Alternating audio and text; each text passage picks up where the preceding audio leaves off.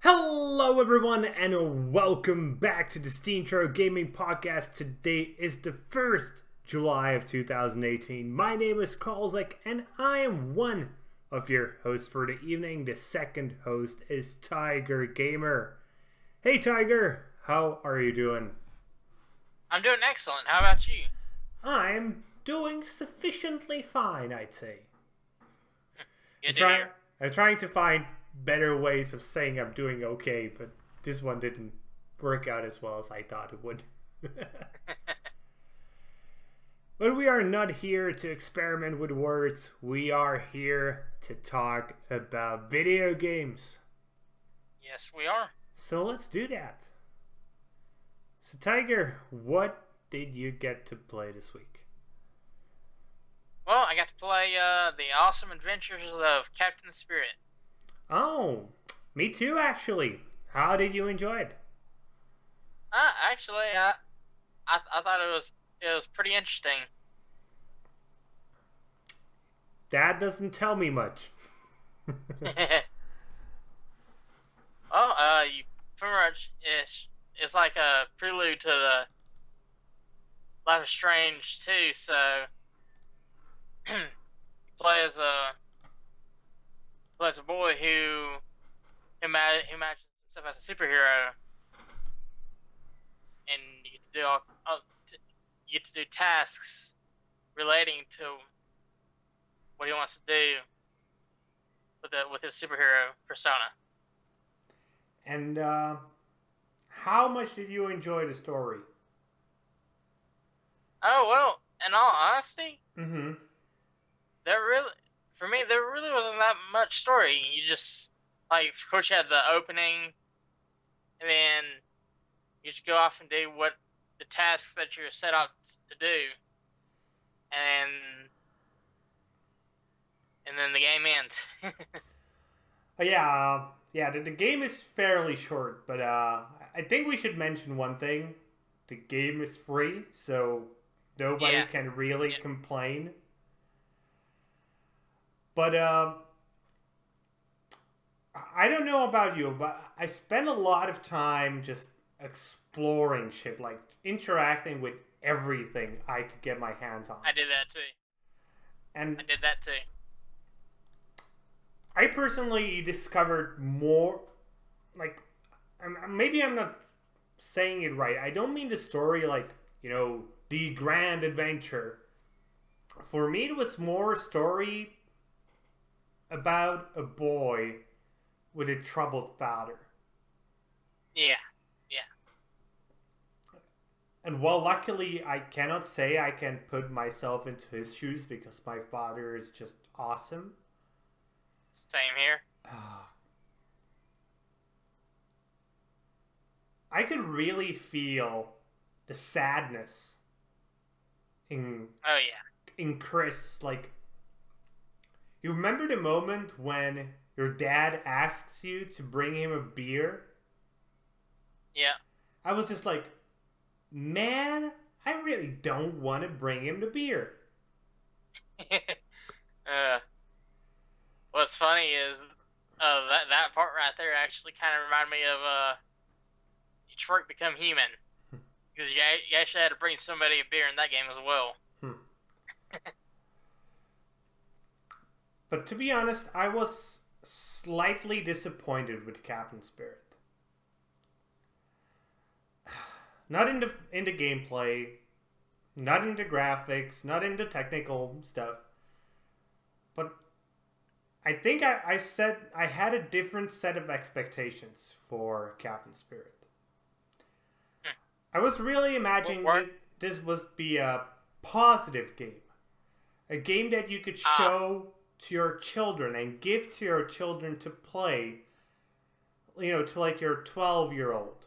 To show them the awesome possibilities of gaming. Yeah. And that certainly wasn't the case. Well, I can say this for you. Mm-hmm. It's a prequel to Life is Strange too, so. Yeah, but just the way the game was presented at E3, Oh yeah, yeah. I was like, yeah, I know it's probably going to have like one or two heavy story elements, but I didn't just think it would be so dark. And it is pretty dark. There's literally Oh yeah. child abuse going on there. Mhm. So I don't know. I know it's just a disparity between what I expected and what I got, Mm. but I was just hoping for this to be something different, I guess. On the other hand, I cannot tell anybody not to play this because it's free and it's good. Yeah, yeah, yeah. And if you're interested to see what happens next, you get to know in September when Life is Strange 2 comes out. Yeah, hopefully that will be good as well. I was just hoping, that I was okay. Here's what I was hoping for. I was hoping that this would be the positive stuff before Life is Strange happens. If you know what I mean. Yeah, I know what you mean. Because let's be honest, Life is Strange is not a positive universe. No, it is not. And I just feel like sometimes you need to balance the bad with the good.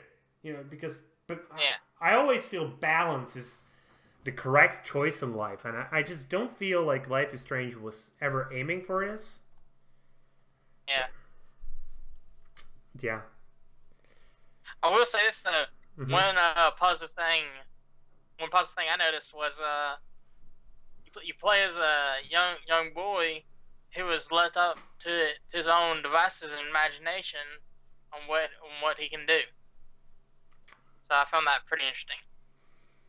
Yeah, no, that's a good point. I will give you that. I was just hoping for this to be a bit more optimistic in the end. But what we need to remember, this is essentially a free demo version for Life is Strange 2. Yeah. Yeah, and I'll also say this. Mm-hmm. I'm gonna put this up. I'll tell y'all, any of that's watching, mm-hmm. give us 2 seconds. Spoiler alert. I'm giving that now. But another positive thing is, even though he imagined himself having superpowers, in the end, he actually does get powers. Yeah. Actual power. When that happened, for a moment, I was like, did this really just happen, or was just this a continuation of his fantasy, and he just lying on the ground, mangled and waiting to get to the hospital or something? Because with the dark tone of the game, that wouldn't have surprised me at all. No. But yeah, I actually did expect him to have some form of powers, considering in the last game, he actually played someone that can manipulate time. So yeah, this time you get telekinesis. Yeah. Yeah. Well, that's pretty much all I have to say to Captain Spirit. But if you have something to add. No. Hey, it's a free game. Go and try it out if you want to. Mm-hmm. Okay, well, what else did you get to play this week? I also got to play a game called Luminous Remastered. So that sounds like a remaster. Yeah. So what is it about? Pretty much it's a puzzle game. It's in a way kind of reminiscent of Tetris, but instead of filling up a line of whatever they call it, tetranomes, some stuff like that. In this game, you actually gotta make sure that you get a square of a certain block. And if you get a square of that block, it disappears to make more room. And of course, like Tetris, you gotta make sure you don't reach the top of the screen. And, well, I want to talk about Tetris since you mentioned it, but first I'll let you continue on about Lunas. Yeah, and the better you do, the faster, the more the music gets faster, and the music gets even better and better. So I recommend y'all, if you play this game, play with headphones on, because the music is just freaking awesome. Okay, and how much time did you spend in it? I spent like 2 hours. I just downloaded it this morning, so. And did you play the original or only the remaster? Unfortunately, the original was only released on the PSP. Back in the mid 2000s, and I didn't have a PSP, so I didn't get a chance to play this. Yeah, probably not many people got to play this because, as far as I know, the PSP wasn't that big of a success. At least compared with Nintendo devices. Yeah. Huh. So, hopefully many people will get to enjoy it in its new iteration. It's actually on sale right now on PC. Oh no, I was mistaken. That's a different game. But it's available on PC as well. People seem to be positive of it. So yeah, if you enjoy puzzlers and you enjoy good music and Tetris, this looks like a good game for you. Yes. So, but since we touched on the subject of Tetris, I got to view a great video this week. It was about a guy who was pretty old, and he was one of the old Tetris world champions. And he got to play Tetris Effect. If you don't know, Tetris Effect is the new upcoming Tetris game. So far, it has only been announced for the PlayStation 4, and it's one of the few games I'm really jealous of. Because I freaking love Tetris. Tetris is a game that's very close to my heart. Obviously, I'm nowhere near the levels of where this guy was. So, you know, in normal Tetris, the maximum you can do is a Tetris, destroying 4 lines of blocks. But Tetris Effect actually has the trick that you can get, quote-unquote, into the zone. That's an actual mechanic in the game. And then you can pop many more lines. And he actually got to do, what the fuck was it called? I don't remember, it's a horrible word. But he got to pop 16 lines at the same time. Wow. And the cool thing about Tetris Effect is the fact that it is actually playable in VR, in PlayStation VR. And that's where he got to do these 16 lines. Oh, wow. And you can honestly see him being better in VR rather than playing normally. And for a pretty obvious reason.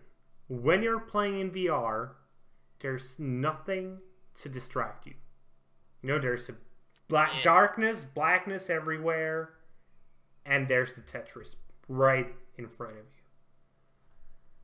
And you could just see him being in the zone, and he was so good. And I don't want to brag. I'm certainly nowhere near his levels in Tetris. But there was a game, it was actually an online available game I used to play on my notebook when I was bored in school. It was called Tetris Friends. I'm pretty sure it's still available. We can just probably find it online. And I was decent enough to consistently get to invisible blocks. There I usually died because I couldn't keep up anymore, you know. But yeah. I would just love to play Tetris in VR. And I'm hoping one of my friends who has PSVR, that they will get Tetris Effect. I might even buy it for them, to be honest. Just to have a chance to try it out. That's how much I care about Tetris VR. Well, I got a bit of a tangent. Yeah, me personally, I'm definitely gonna give it a try when it comes out. And I'm gonna kick you if you don't at least put out a stream of how you played. Oh yeah, I will. I'll do it. Okay, well, let's move on to the next game. Let's talk about a game I played for a moment. The next game I played this week is called MXGP Pro, which means Motocross Grand Prix Pro. And as you might guess, this is a motocross game. And I'm really on the edge of saying you will either love this or you will freaking hate it. Because the game is really hard. Especially on the control side of things. 100% play this on a controller. Don't even attempt to play this on a keyboard. It's just a bad idea. It has pretty complex mechanics, and I've been playing it on like the easy mode, you know, without professional physics. You can literally, there's like pro physics, and it's easier to fall, etc., etc. But I've actually enjoyed it, and from what I read from other people who played the previous version, they seem to be, I would say, mostly positive. So first of all, if you're looking just for a casual game, this isn't anything for you.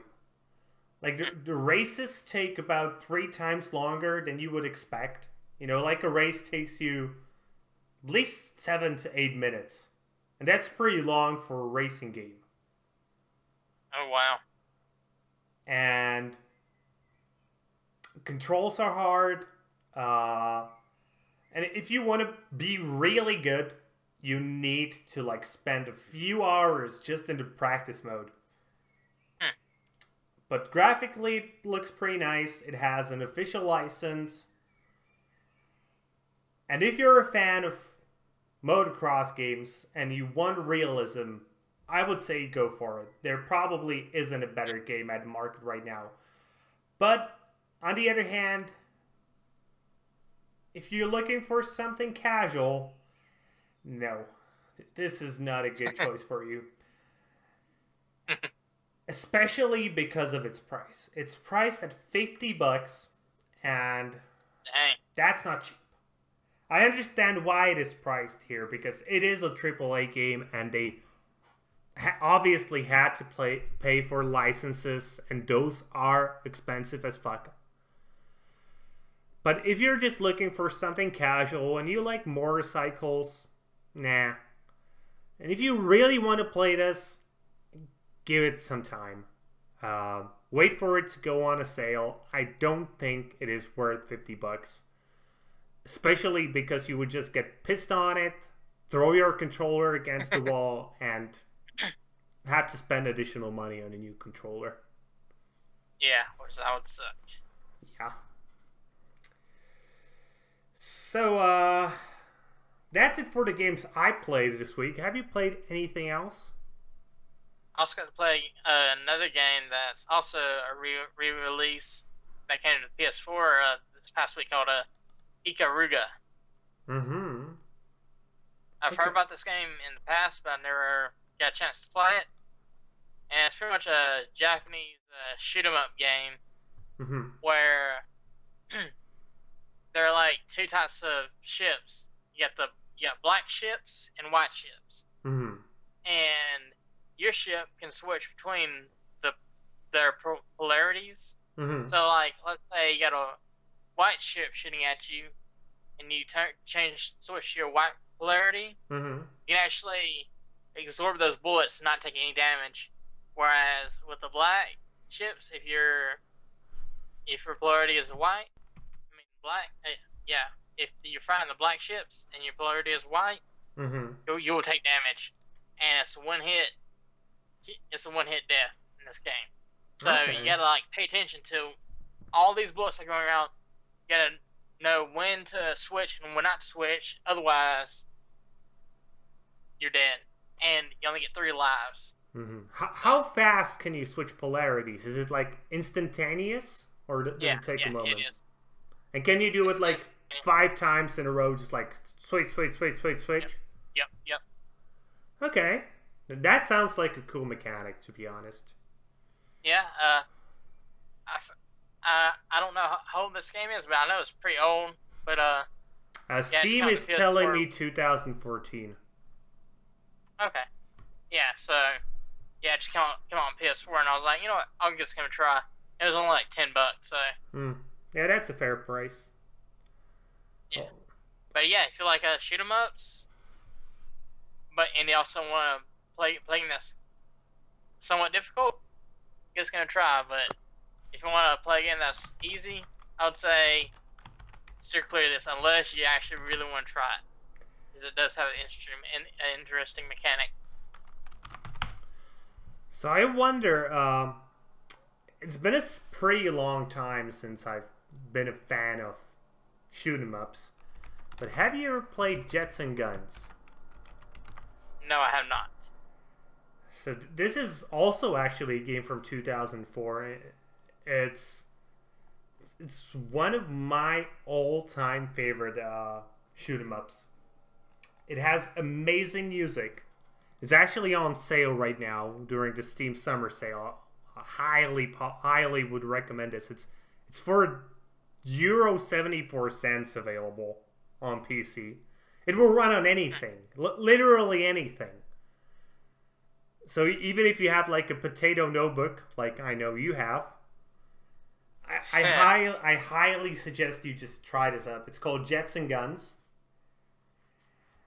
And the whole premise of that game is your ship is upgradable. Like there are like a few hundreds different types of weapons. And it's just about finding the ones you like the most.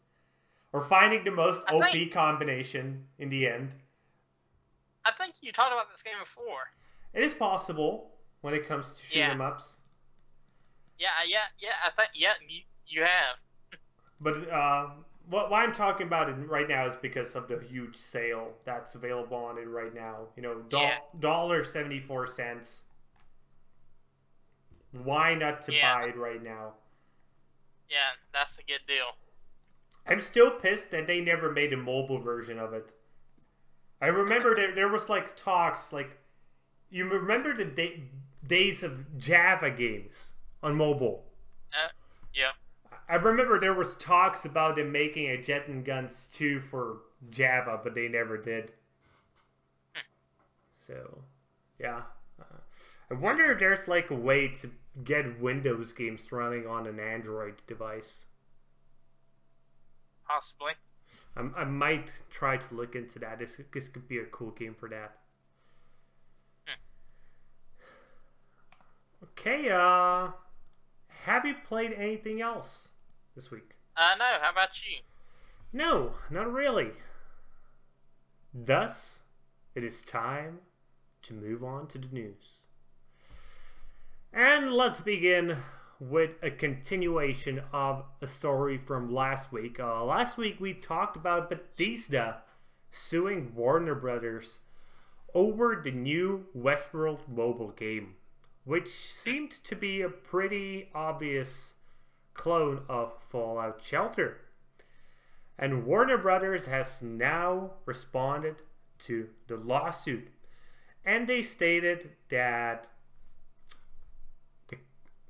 the accusations were as surprising as they were unsubstantiated. And they also said that all the allegations were untrue, that they didn't use any code from Fallout Shelter. And they also stressed out that they never induced Behavior Interactive into using Fallout Shelter's code in the Westworld game. So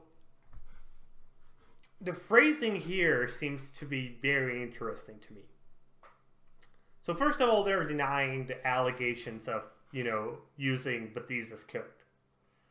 On the other hand, they're stressing out that they never induced Behavior Interactive into using Fallout Shelter's code.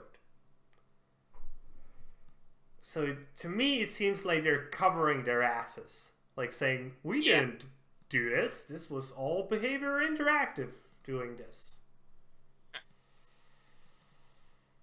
But the interesting part of this is actually not really about Bethesda or about Warner Brothers. The more interesting part of this development is the fact that there is already a camp of people against Bethesda. They aren't really for Warner Brothers, but they're criticizing Bethesda for being overzealous with protecting their IP copyrights. Because Bethesda has sued many people, including, for example, Mojang, over the word scrolls in Minecraft. Yeah. And yeah, that was dumb. But on the other hand, this time I feel like they actually have a case. And I might be wrong. So, what do you think of this development? Do you think, like, I don't know, what do you think? Just tell me. Well, I think,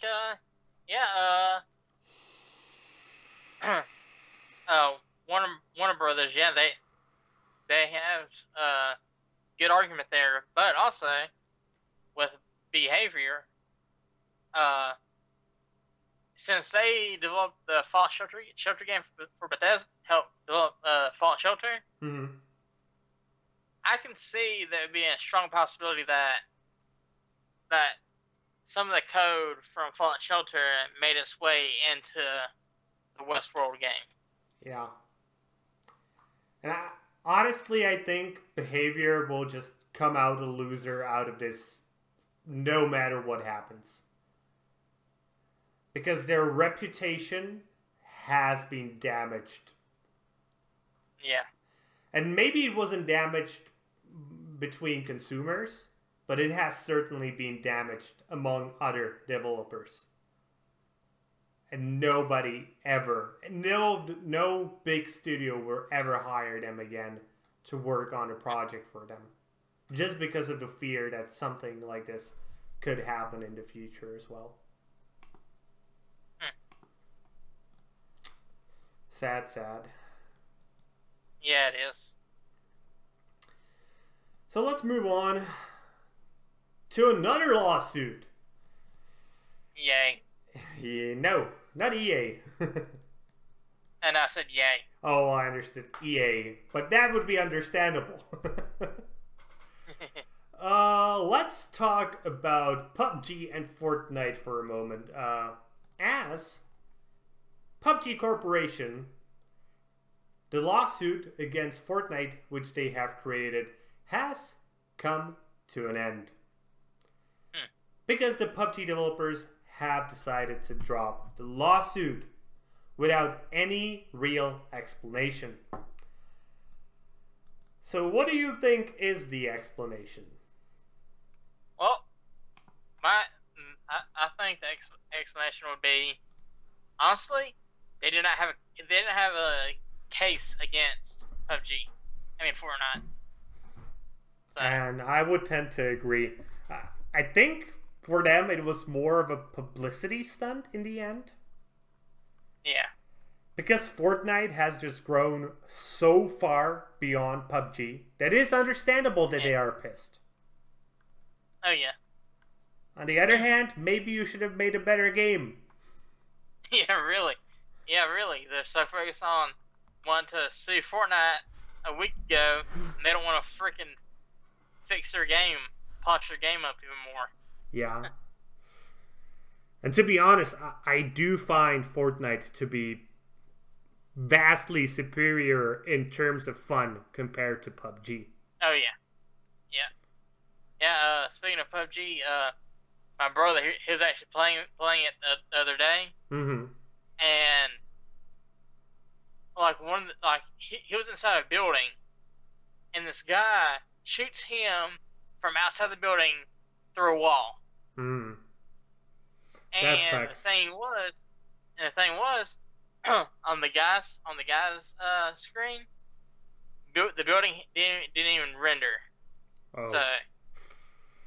Yeah, that's probably not ideal. yeah, so yeah, Yeah. get your crap together, PUBG. Well, they have been trying to, as the next Right. story suggests. So, there is the ability to trade skins in PUBG.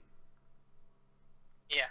And Valve has banned this ability, at least for the moment. So the suspension went into effect actually pretty back again, but we didn't really know about it. It went into a suspension back on May 3rd. But on June 9th, Valve announced that it would completely ban the service. This service is called OP Skin on the June 21st. And essentially trying to get people to withdraw all the skins that were inside of this service. Well, the interesting part is about 1 million skins weren't ever taken out. And thus, it resulted in a loss of items that roughly equal $1 million worth of skins. Jolly. Yeah, so just to give you an example, so the PlayerUnknown's bandana, there were 380 bandanas, which were on average selling for $267. That itself is almost $100,000. Yes, there were cheaper items like the Survivor crate that were selling for 20 cents, or the PlayerUnknown's the Gamescom Invitational crate we was selling for $1.27. But the most insane item, the Ivory School uniform set in a female version, which there were 17 items, 17 sets were on sale, each for $1,413.90. Dang. Dude, sometimes it's just like, why am I not an item trader in games? It's probably more lucrative than being a crypto king. But yeah, it was pretty much expected for this to happen because of the bans on other trading sites for games like Dota 2's, Counter-Strike Go. On the other hand, it isn't also surprising that the community behind this site is quite upset. But yeah, I really don't have a problem with them doing it because it goes against the terms of service, and you should go with the terms of service if you agree with them. Yep. Any thoughts on this? Well, hey, yeah, shooting. People can make a lot of money off of that, but yeah, it's in violation of the terms of service. If they don't like Valve's terms of service, I would say they should, like the fact that people don't like that. Mm-hmm. They should pressure Bluehole. I don't know if PUBG has like its own site we can download it from there instead of Steam. Now, as far as I know, you can do it only inside Steam trading options. Well,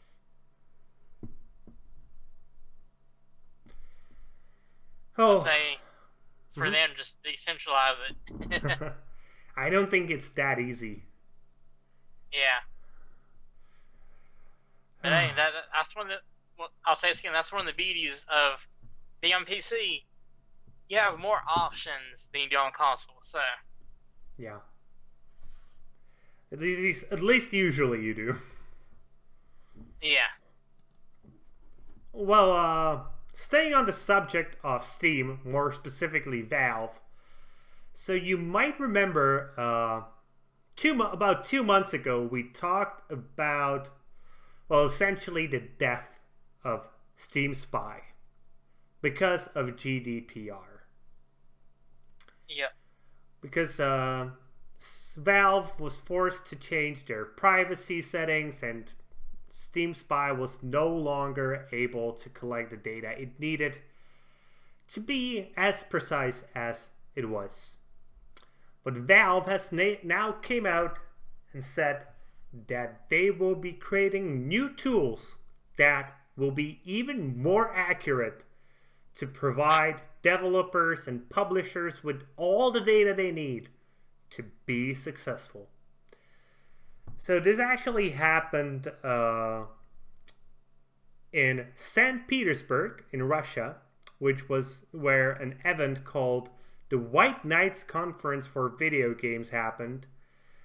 And Jan Peter Evert, I'm probably butchering his name, who is the head of business development for Valve, said that the company would soon be opening up the Steam Marketplace data pipeline to deliver measurements that are more reliable than the ones from Steam Spy reported from 2015 to the present day.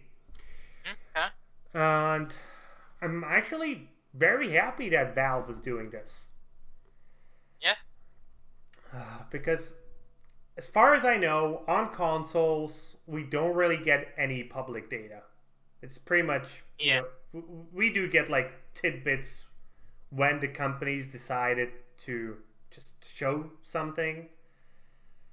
But on PC, we actually had publicly available data that were coming out every single year from Steam Spy. And it gave us a lot of insight into the gaming industry. Like, without that, we wouldn't have ever known, like, what the comparison is between how much money microtransactions make and how much box sales make. And again, that is ridiculous because it's almost double for microtransactions.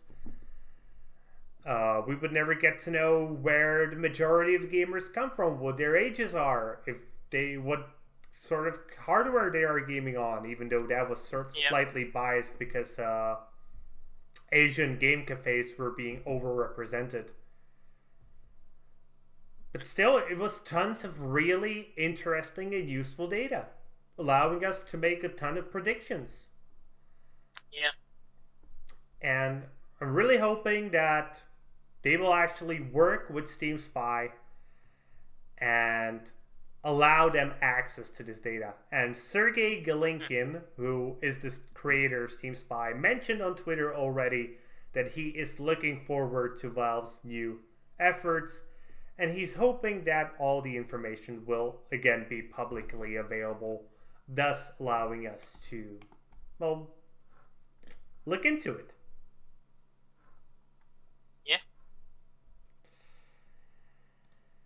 And we're slowly coming to the end. We have our second to last news. This one will be largely for you, as there are rumors circulating that Google is developing their own gaming console. So, go ahead, man. Okay, my first thought of this is it going to be a full-fledged dedicated console? Or is it just going to be a console that just runs Android on it? So we don't really know. Yeah, that's my big question right now is it going to be a dedicated console or is it going to be just for running Android games on it? So we don't really have specifics, but yeah. we do know that they are working on some sort of a streaming platform for games. They're working on some type of hardware, and that Google is trying to recruit game developers and trying to do some acquisitions. Yeah. But that's pretty much all we know. Now, if the console is able to stream games, I'll say this: they better do a good job with it, because I don't know if you ever streamed a game before. It is terrible. I did, and I agree, it is horrible. But on the other hand, if there is a company who could do it with the infrastructure they have, it is Google.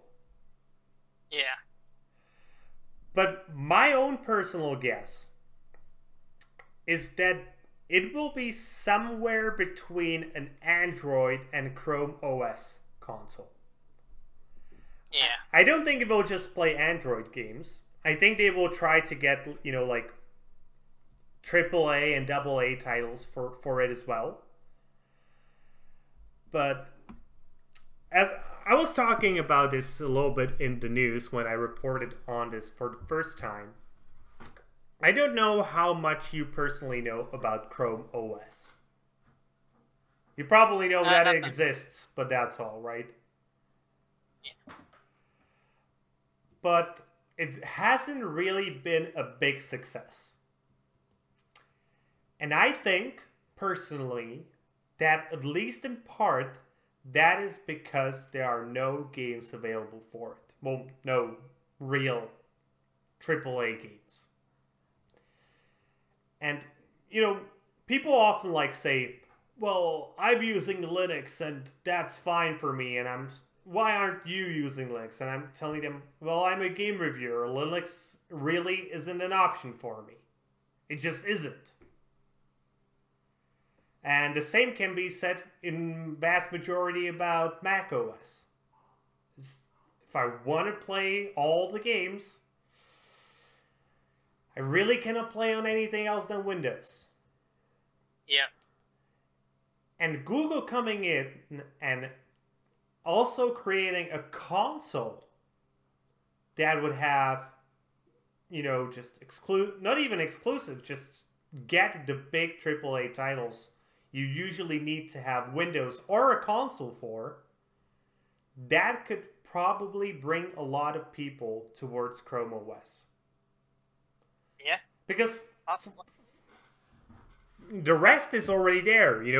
What do you really do on a computer? You browse the internet. You can do that.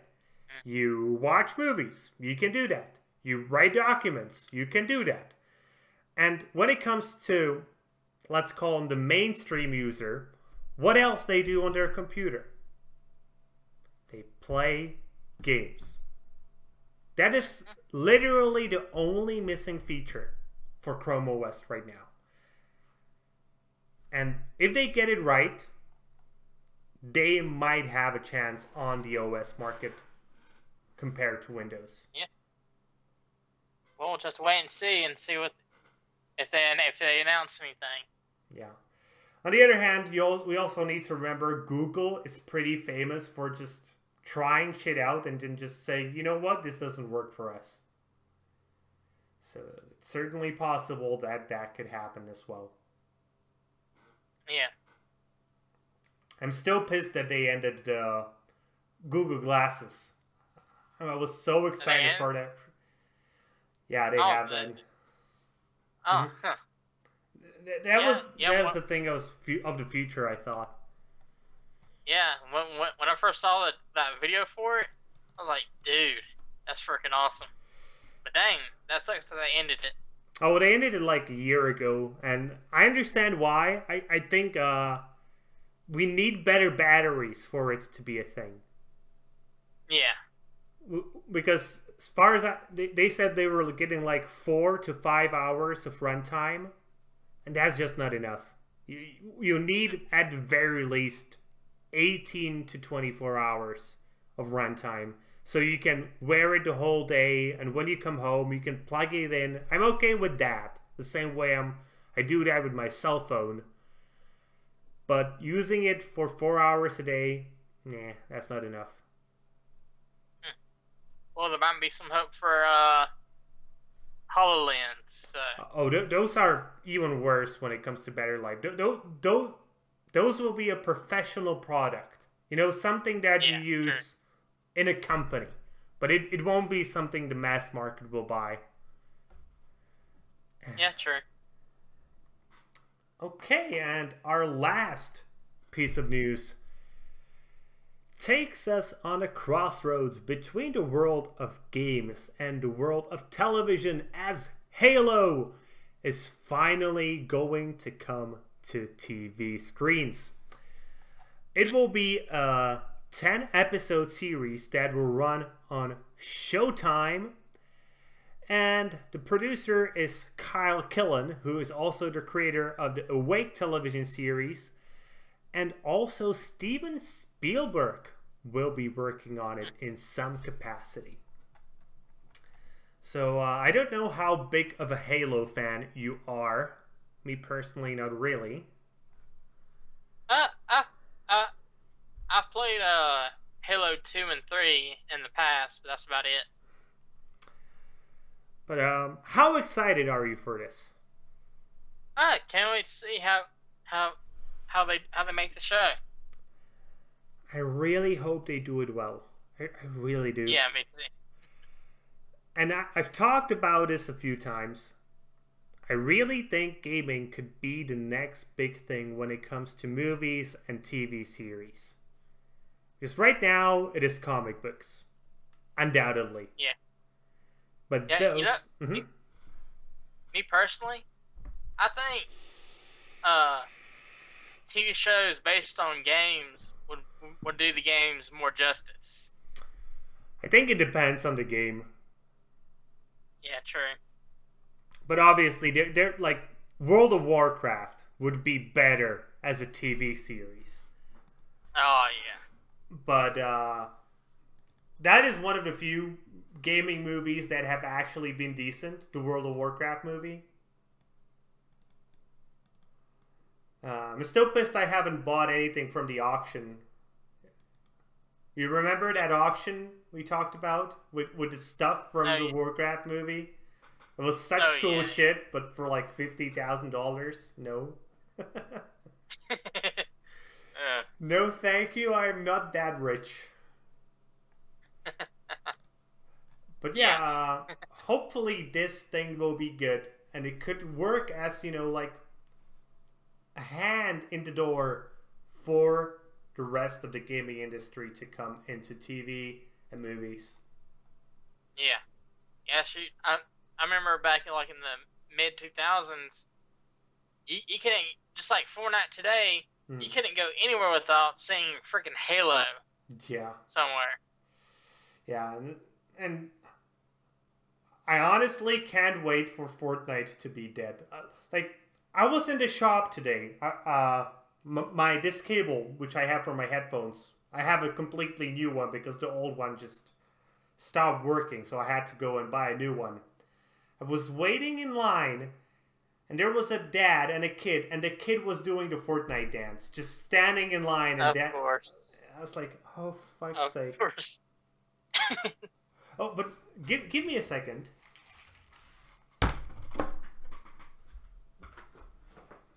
Yeah, go for it. Because I actually bought a present for my girlfriend today. Something really cool. I was just going through the shop with the cables, and I noticed they have like gaming accessories, you know, t-shirts and hats, etc. And I noticed they had a keychain of the One Ring from Lord of the Rings. Oh, that's awesome. So I bought that for my girlfriend. It cost $1. A fucking $1. So I bought it. I was like, yeah, she's going to be happy. She's a huge Lord of the Rings fan. Like, literally, I was thinking about just giving her, you know, going to a ring shop and having one ring made and proposing to her with that. Oh, dude, that would be a good one. But I'm still not sure because her friends would probably... Her friends aren't big into fantasy and sci-fi. We both are with my girlfriend, but, you know, when it comes to rings, girls want to flaunt them around. I'll say this. Mm-hmm. Don't, like if you do decide to do that, do not make an exact replica of the One Ring. Mm-hmm. No, I wouldn't. Her... I would buy her a silver version because she doesn't like gold. Yeah, there you go. Like get her like her own personalized ring of the One Ring. Yeah, I was thinking like just having something written in Elvish on a ring. Something, you know, like there you go. I will love you forever and ever. I don't know. I haven't thought about that much, but something just in Elvish. Okay. But that's pretty much it for the news for today, unless you have something you would like to add. No, I sure don't. Thus, it is time to go to the recommendations. So, do you want to begin? Yes. First of all, I'd like to recommend Red Faction Guerrilla, the remastered edition. Oh, and why do you want to recommend this game? Well, because I played this game back when it first came out, and it's just fun destroying crap. So. Yeah, that's a good argument for anything. You just fun to destroy shit. Yeah. So this game is available on the 3rd, so in about 2 days. I don't see a price tag. Do you know the price tag? No, I do not. Okay, concerning it's almost 10 years old, I would say possibly around the $20-30 mark, hopefully. I'm gonna guess 40, to be honest. Yeah, I can see that too. So the game I would like to recommend, the first one, is called Forests of Augusta, which is actually a survival game. And I know survival games aren't the rage as they used to be, but this one has a pretty interesting premise. The thing is, you get a score for how long you keep alive. And in the end, you get to go on a scoreboard. And obviously you also get score for, you know, surviving, killing animals, scavenging shit, etc., etc. On the other hand, let's say a building you build gets destroyed, you lose that score. Oh, wow. So, it seems interesting. Graphically, it's not anything amazing, sadly. But the game is coming only to early access. It's releasing tomorrow. Sadly, again, there is no price point here. Here, I'm hoping it's under $30, because if it isn't, then maybe I would skip it. Okay, what else do you have to recommend? Also, another game I have to recommend, I've talked about this game in the past, and this game just released for other consoles this past week for a Switch, Xbox, and PC. And that's the Crash Bandicoot Insane Trilogy. And why would you recommend this one? Well, since it's now releasing to other consoles, chances are someone has not had a chance to play it yet. And shoot, it's 3 games and one $40. That's a pretty good deal. Yes, and it is actually already out. So if you want to, you can just go and buy it right now on all systems. Yep.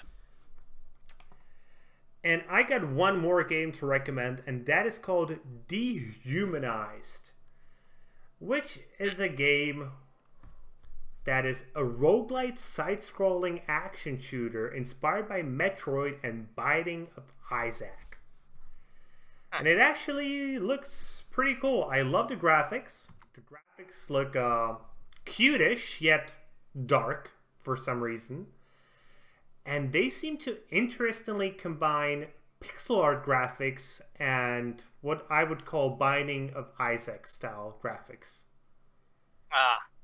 So yeah, it looks pretty cool. I think I'm gonna try this game out next week. Maybe make a review of this. It is coming out on the 6th. Yeah, on the 6th. So in about 4 days. So that's still some time. Only to early access. Worst thing is, I've been really trying to find a contact on the devs, and I can't find it for the love of me. So I can't send them an email asking for a review copy. I might have to buy this one. Hopefully it will be good. Yeah, well, have to wait and see. And that's it for the recommendation I got this week. Do you got anything else? Same here. Nope, I sure don't. Then let's bring the show to an end. And as the tradition is, let's do that with a bit of shilling. Yes. You may begin. Alright, you can find me on YouTube as Tygergamer. You can find me on Steam at Tygergamer.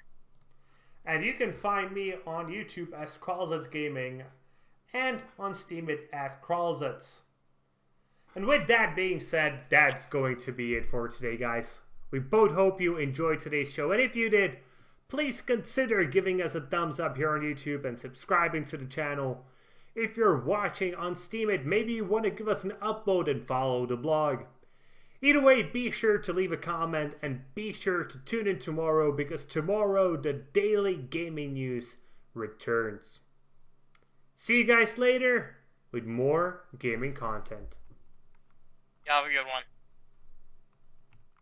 one.